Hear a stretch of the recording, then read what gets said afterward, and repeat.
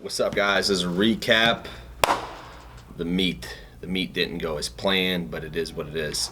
I'm going to go ahead and just let you know on basically what I had projected to do for the meet and actually how I did for the meet. And not giving excuses, just basically telling you exactly how the meet went and why it went that way.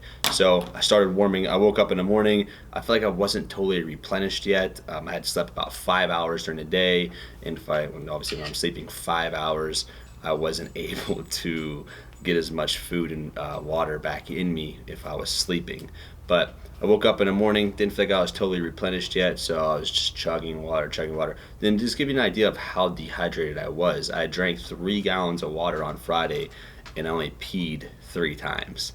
Now a gallon of water is 8 pounds, so I put in 24 pounds of water on my body and only pissed 3 times. So it's kind of crazy. Anyways, woke up in the morning, my groin was kind of tight, stretched. I was able to get myself super limber. I felt great on my warm-up attempts. I had 135, 225, 315, 405, 500. There's a 55-pound bar, so 505, whatever. Then 595, fucking smoked it. When I hit 595 as my opener, as my last warm-up in the back, I'm like, I'm gonna squat 750 today. I felt that good. Jumped up there. Usually I warm up bad and compete well on stage, but this time it was just fucking ass backwards.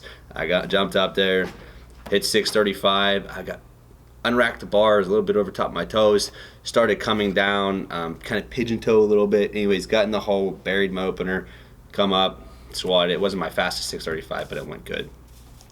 Jumped from there to 710. I always make big jumps at the gym. I always jump from 650, 635 up to 700, 710, whatever. Always jump up into the sevens. So that's not a crazy jump for me. But the only thing is, if I don't execute that 710, I'm going to lose 60 to 70 to 80 pounds on the bar. Well, in this instance, I jumped to 710 because my world record for IPA was 705. So I just wanted to reset my record. Well, I unracked it. I started going down, a little bit of miscommunication. I squat slow, so I let my partners tell me when to squat up. Whenever they feel like I hit depth, I could come up. Well, a little bit of miscommunication, didn't hear the up call, and got like 4 or 5 inches deep. Felt my SI shift a little bit, some ongoing injury that I've had now for like 6 months. It just lingers around, slipped a little bit. Started coming up and just hunched over, and they took it. So I was like, well, fuck it. I guess I'm going to try 710 again. The weight felt extremely heavy, too. So went ahead, ate some Starburst, got myself in the right frame of mind, took 710 again, didn't worry about no one calling me up. I just went in for it, going down, hit it like 2 or 3 inches deep, felt good about my depth, started coming up, boom, got a nice rebound of the wrap, started coming up, and just stalled out on me, just wasn't there that day. And, I can blame it on the weight cut. I can blame it on a million things. But at the end of the day, I can blame it on a guy not calling me up. I can blame it on everything I want. But at the end of the day, I just didn't fucking squat the weight up. I'm going to take it on the chin. Didn't squat it. It is what it is. It's just frustrating because I know I'm a 700-pound squatter every single day. It just wasn't there that day. So a little bit frustrating. My goals for that meet was 635, 710, then 735. I got away with 635. So I left about 100 pounds on the bar that I had projected.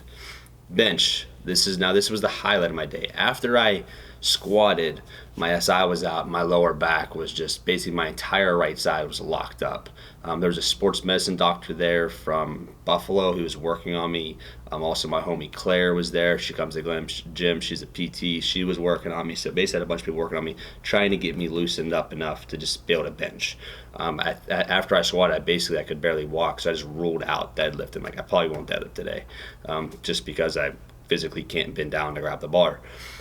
Well, they were working on me. They got me loosened up enough, so I was like, fuck, let me go and try to bench. So I was warming up, had to tighten my belt up tight just to be able to lay down on the bench, struggling to lay down, got down.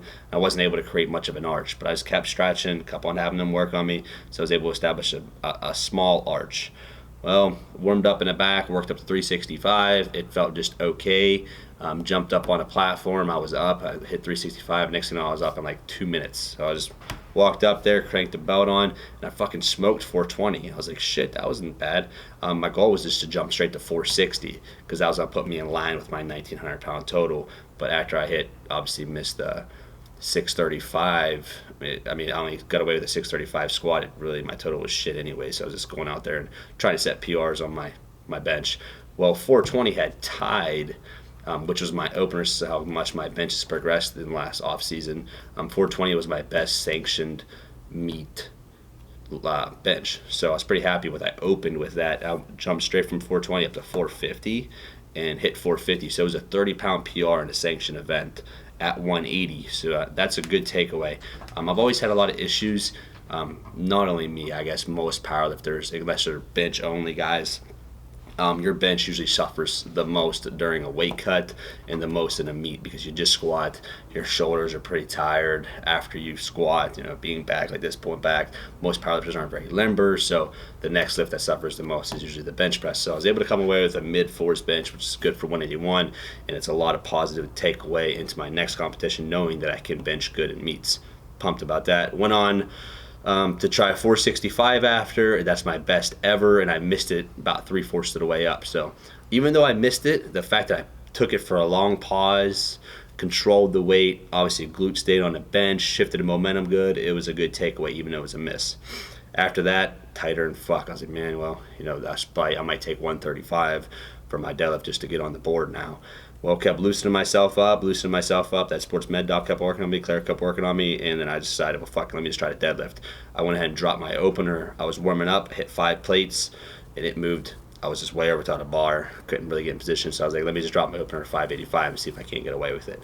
Well, took 585, got myself in position, smoked it, so I jumped to 635, smoked 635.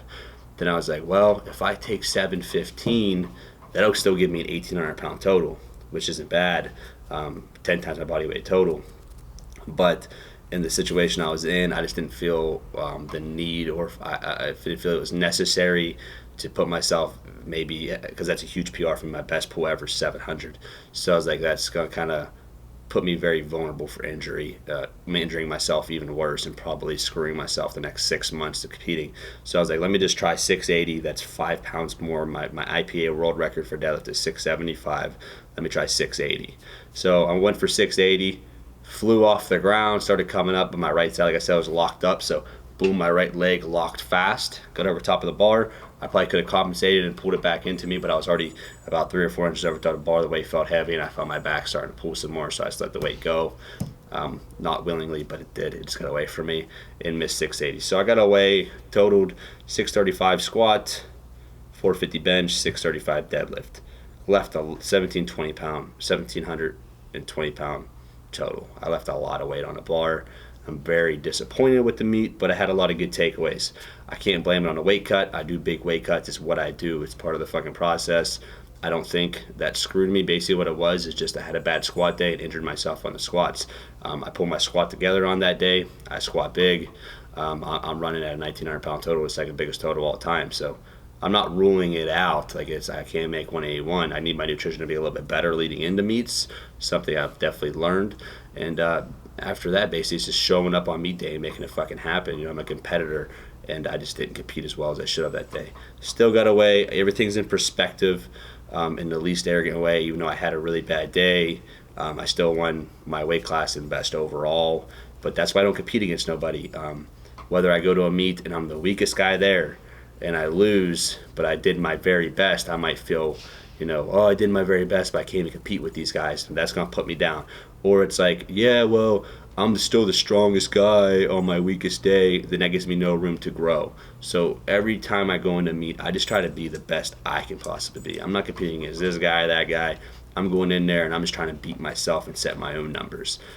You always do that. There's going to come a time where there truly is nobody to compete against. You're going to be the strongest. So that's how I take every competition. Like I said, total 1720. My best total ever is 1800.